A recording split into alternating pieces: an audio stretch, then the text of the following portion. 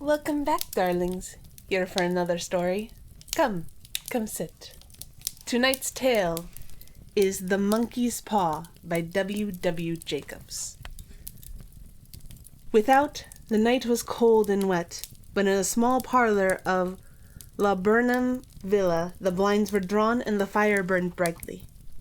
Father and son were at chess, the former, who possessed ideas about the game involving radical changes, putting his king into such sharp and unnecessary perils that it even provoked comment from the white-haired old lady knitting placidly by the fire. "Hark at the wind," said Mr. White, who, having seen a fatal mistake after it was already too late, was amiably desirous of preventing his son from seeing it. "I'm listening," said the latter, grimly surveying the board as he stretched out his hand. "Check." "I should hardly think that he'd come tonight," said his father, with his hand poised over the board. "Mate," replied the son, "that's the worst of living so far out," bawled Mr. White, with sudden and unlooked-for violence. "Of all the beastly, slushy, out-of-the-way places to live in, this is the worst. Pathway's a bog and the road's a torrent. I don't know what people are thinking about. I suppose because only 2 houses in the road are let, they think it doesn't matter." "Never mind, dear," said his wife soothingly. "Perhaps you'll win the next one." Mr. White looked up sharply, just in time to intercept a knowing glance between mother and son.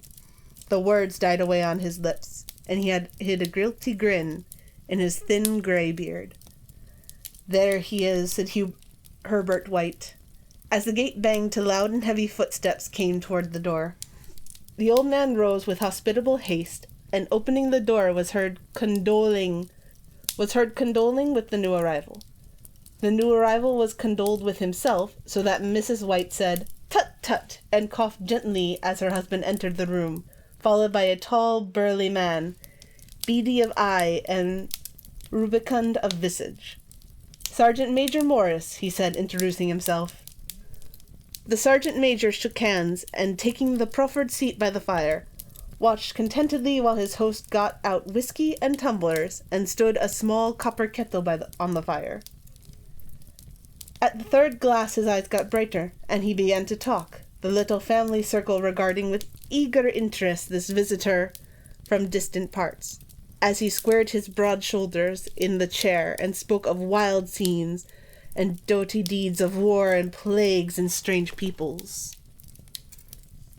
21 years of it," said Mr. White, nodding at his wife and son. "When he went away he was a slip of a youth in the warehouse. Now look at him." "He don't look to have taken much harm," said Mrs. White politely. "I'd like to go to India myself," said the old man. "Just to look round a bit, you know." "Better where you are," said the sergeant major, shaking his head. He put down the empty glass and, sighing softly, shook it again. "I should like to see those old temples and fakirs and jugglers," said the old man. "What was that you were starting to tell me the other day about a monkey's paw or something, Morris?" "Nothing," the soldier said hastily. "Leastways, nothing worth hearing." "Monkey's paw?" said Mrs. White curiously. "Well, it's just a bit of what you might call magic, perhaps," said the sergeant major offhandedly. His 3 listeners leaned forward eagerly. The visitor absent-mindedly put his empty glass to his lips, then set it down again. His host filled it for him. "To look at," said the sergeant major, fumbling in his pocket. "It's just an ordinary little paw, dried to a mummy." He took something out of a pocket and proffered it. Mrs. White drew back with a grimace, but her son, taking it, examined it curiously. "And what is there special about it?" inquired Mr. White as he took it from his son, and, having examined it, placed it upon the table. "It has a spell put on it by an old fakir," said the sergeant major, "a very holy man. He wanted to show that fate ruled people's lives, and that those who interfered with it did so to their sorrow. He put a spell on it that 3 separate men could each have 3 wishes from it. His manner was so impressive that his hearers were conscious that their light laughter jarred somewhat. "Why don't you have 3, sir?" said Herbert White cleverly. The soldier regarded him in the way that middle age is wont to regard presumptuous youth.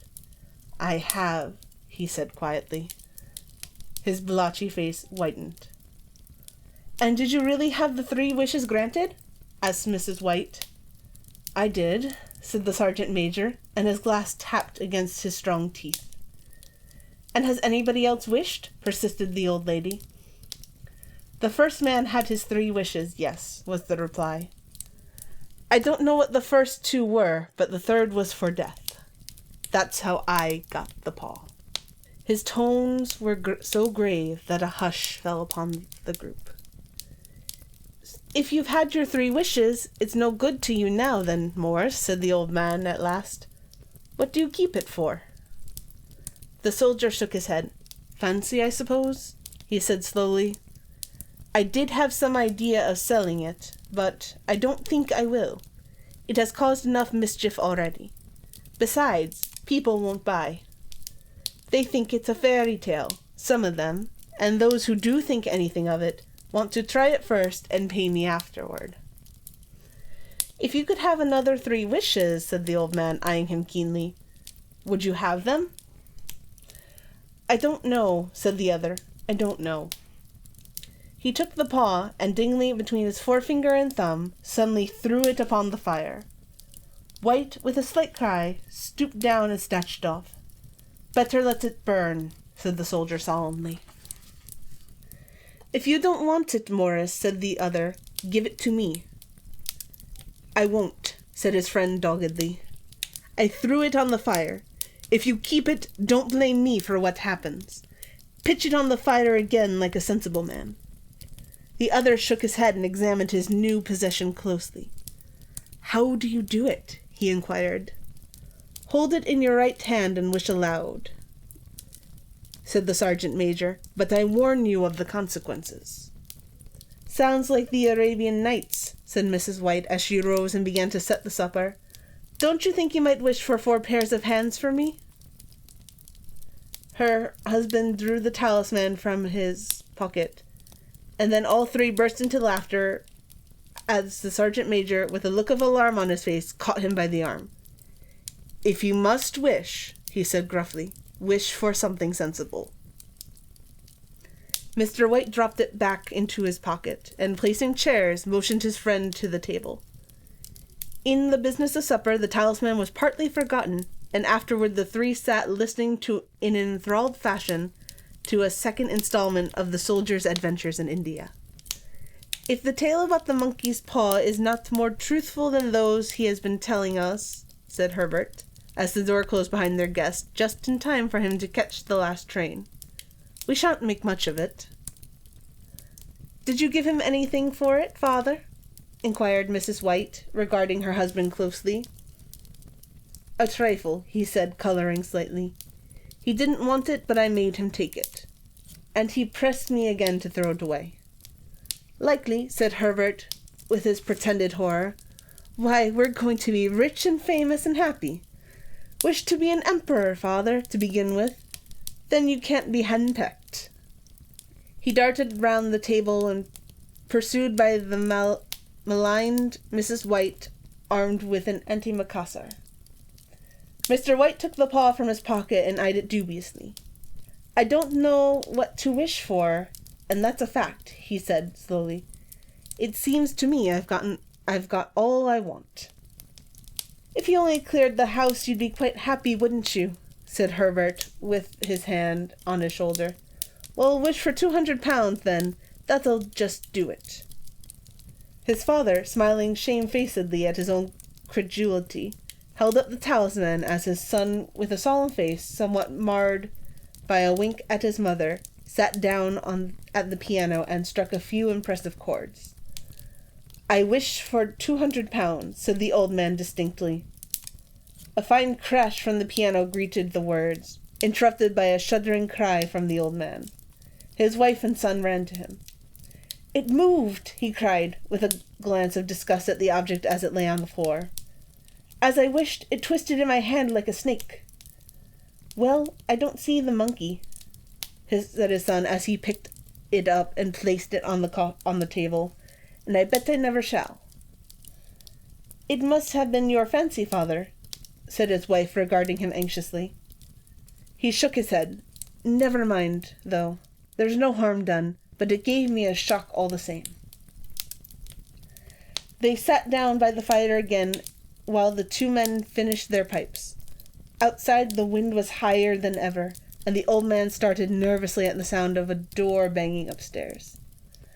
A silence, unusual and depressing, settled upon all three, which lasted until the old couple rose to retire for the night. I expect you to find the cash tied in a big bag in the middle of your bed, said Herbert, as he bade them good night, and something horrible squatting up on top of the wardrobe watching you as you pocket your ill-gotten gains. He sat alone in the darkness, gazing at the dying fire and seeing faces in it. The last face was so horrible and so simian that he gazed at it in amazement. It got so vivid that, with a little uneasy laugh, he felt on the table for a glass containing a little water to throw over it. His hand grasped the monkey's paw. With a little shiver, he wiped his hand on the coat and went up to bed. In the brightness of the wintry sun next morning, as it streamed over the breakfast table, he laughed at his fears. There was an air of prosaic wholesomeness about the room, which had lacked on the previous night, and the dirty, shriveled little paw was pitched on the sideboard with carelessness, which beckoned no great belief in its virtues. I suppose all old soldiers are the same, said Mrs. White. The idea of our listening to such nonsense. How could wishes be granted in these days? And if they could, how could 200 pounds hurt you, father? Might drop on his head from the sky, said the frivolous Herbert. Morris said the things happened so naturally, said his father, that you might, if you so wished, attribute it to coincidence. Well, don't break into the money before I come back, said Herbert as he rose from the table. I'm afraid it'll turn you into a mean, avaricious man, and we shall have to disown you. His mother laughed, and following him to the door, watched him down the road and returning to the breakfast table, was very happy at the expense of her husband's credulity. All of which did not prevent her from scurrying to the door at the postman's knock, nor prevent her from referring somewhat shortly to retired sergeant majors of bibulous habits, as she found that the post had brought a tailor's bill. Herbert will have some more of his funny remarks, I expect, when he comes home, she said, as they sat at dinner. I dare say, said Mr. White, pouring himself out some beer. But for all that, the thing moved in my hand, that I'll swear to. You thought it did, said the old lady soothingly. I say it did, replied the other. There was no thought about it. I had just... What's the matter? His wife made no reply. She was watching the mysterious movements of a man outside who, peering in an undecided fashion at the house, appeared to be trying to make up his mind to enter. In mental connection with the 200 pounds, she noticed that the stranger was well dressed and wore a silk hat of glossy newness. 3 times he paused at the gate and then walked on again. The 4th time he stood with his hand upon it, and then, with sudden resolution, flung it open and walked up the path. Mrs. White at the same moment placed her hands behind her, hurriedly unfastening the strings of her apron, put that useful article of apparel behind the cushion of her chair. She brought the stranger, who seemed ill at ease, into the room. He gazed at her furtively, and listened in a preoccupied fashion as the old lady apologized for the appearance of the room, and her husband's coat, a garment which he usually reserved for the garden. She then waited as patiently as her sex would permit for him to broach his business, but he was at first strangely silent. I was asked to call, he said at last, and stopped and picked a piece of cotton from his trousers. I came from Ma and Megan's. The old lady started. Is anything the matter? She asked breathlessly. Has anything happened to Herbert? What is it? What is it? Her husband interposed. There, mother, he said hastily. Sit down and don't jump to conclusions. You've not brought bad news, I'm sure, sir. And he eyed the other wistfully. I'm sorry, began the visitor. Is he hurt? Demanded the mother wildly. The visitor bowed in assent. Badly hurt, he said quietly, but he is not in any pain. Oh, thank God, said the woman, clapping her hands. Thank God for that, She broke suddenly as the sinister meaning of the assurance dawned upon her, and she saw the awful confirmation of her fears in the other's averted face. She caught her breath, and turning to her slow-witted husband, laid her trembling old hand upon him. There was a long silence. He was caught in the machinery, said the visitor, at length in a low voice. Caught in the machinery, repeated Mr. White in a dazed fashion. Yes. He sat staring blankly at the window, and taking his wife's hand between his own, pressed it as he had been wont to do in their old courting days, nearly 40 years before. He was the only one left to us, he said, turning gently to the visitor. It is hard. The other coughed and, rising, walked slowly to the window. The firm wished me to convey their sincerest sympathy with you in your great loss, he said, without looking around. I beg that you will understand, I am only their servant and merely obeying orders. There was no reply. The old woman's face was white, her eyes staring, and her breath inaudible. On her husband's face was a look such as his friend the sergeant might have carried into his first action. I was to say that Ma and Meggins disclaim all responsibility, continued the other. They admit no liability at all, but in consideration of your son's services, they wish to present you with a certain sum as compensation. Mr. White dropped his wife's hands and, rising to his feet, gazed with a look of horror at the visitor. His dry lips shaped the words. How much? 200 pounds, was the answer. Unconscious of his wife's shriek, the old man smiled faintly, put out his hands like a sightless man, and dropped a senseless heap to the floor. In the huge new cemetery, some 2 miles distant, the old people buried their dead and came back to a house steeped in shadow and silence. It was all over so quickly that, at first, they could hardly realize it, and remained in a state of expectation as though of something else to happen. Something else which was to lighten this load, too heavy for old hearts to bear. But the days passed, and expectation gave place to resignation. The hopeless resignation of the old, sometimes miscalled apathy. Sometimes they hardly exchanged a word, for now they had nothing to talk about, and their days were long to weariness. It was about a week after the old man, waking suddenly in the night, stretched out his hand and found himself alone. The room was in darkness, and the sound of subdued weeping came from the window. He raised himself in bed and listened. "Come back," he said tenderly. "You will be cold."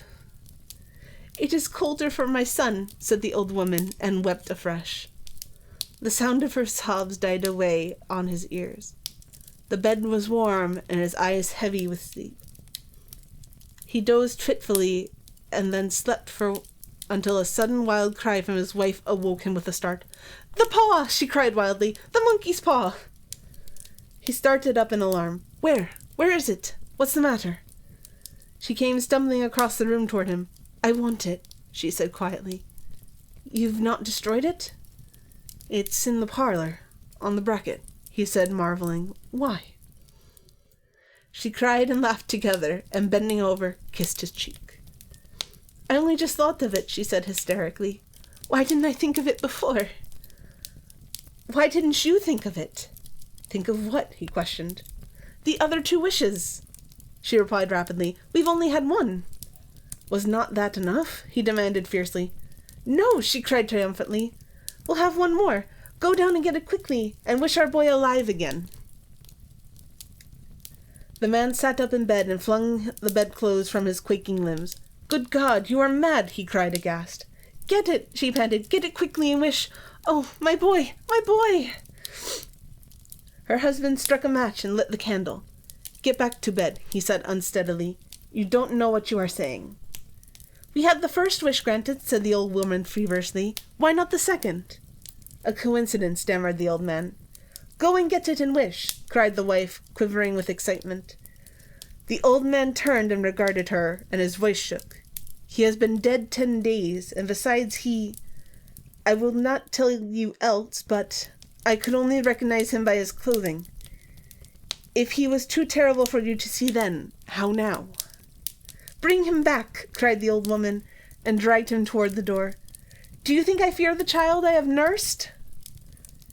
He went down in the darkness and felt his way to the parlor, and then to the mantelpiece.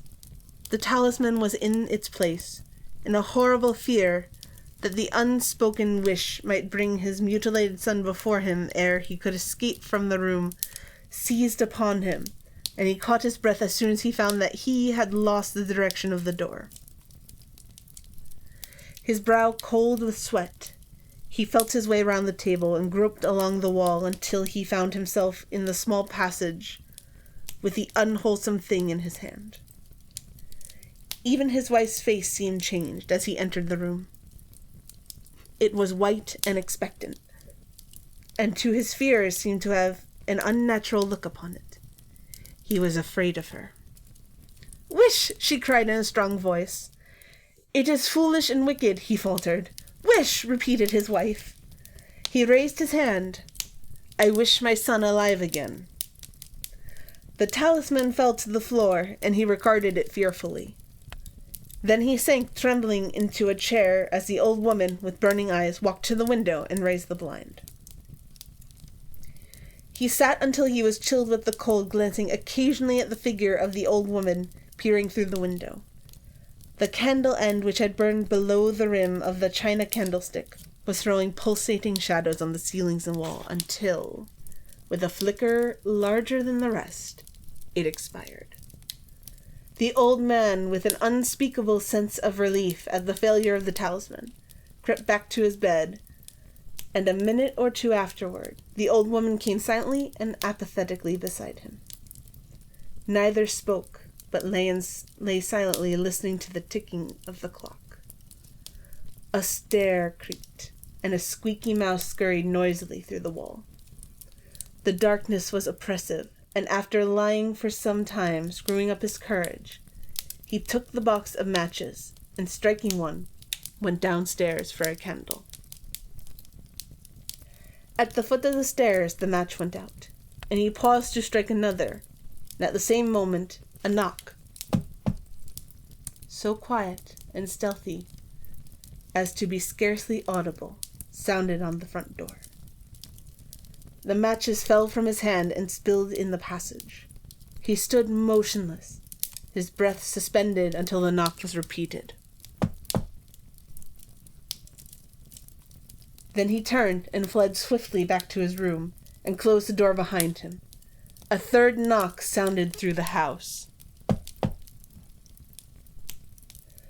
"What's that?" cried the old woman, starting up. "A rat," said the old man in shaking tones. "A rat. It passed me on the stairs." His wife sat up in bed listening. A loud knock resounded through the house. "It's Herbert!" she screamed. "It's Herbert!" She ran to the door, but her husband was before her, and catching her by the arm, held her tightly. "What are you going to do?" he whispered hoarsely. "It's my boy! It's Herbert!" she cried, struggling mechanically. "I forgot it was 2 miles away. What are you holding me for? Let go, I must open the door." "For God's sake, don't let it in," cried the old man, trembling. "You're afraid of your own son," she cried, struggling. "Let me go. I'm coming, Herbert. I'm coming." There was another knock, and another. The old woman, with a sudden wrench, broke free and ran from the room. Her husband followed to the landing and called after her, appealing as she hurried downstairs. He heard the chain rattle back and the bottom bolts drawn slowly and stiffly from the socket. Then the old woman's voice, strained and panting. "The bolts!" she cried loudly. "Come down! I can't reach it!" But her husband was on his hands and knees, groping wildly on the floor in search of the paw. If he could only find it before the thing outside got in. A perfect fusillade of knocks reverberated throughout the house, and he heard the scraping of a chair as his wife put it down in the passage against the door. He heard the creaking of the bolt as it came slowly back, and at the same moment he found the monkey's paw, and frantically breathed his third and last wish. The knocking ceased suddenly, although the echoes of it were still in the house. He heard the chair drawn back and the door opened.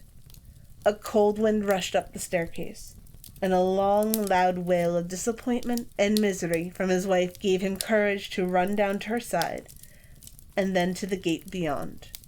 The street lamp flickering opposite shone on a quiet, deserted road. And that, my darlings, is the story of the monkey's paw. Be careful what you wish for. Sweet dreams.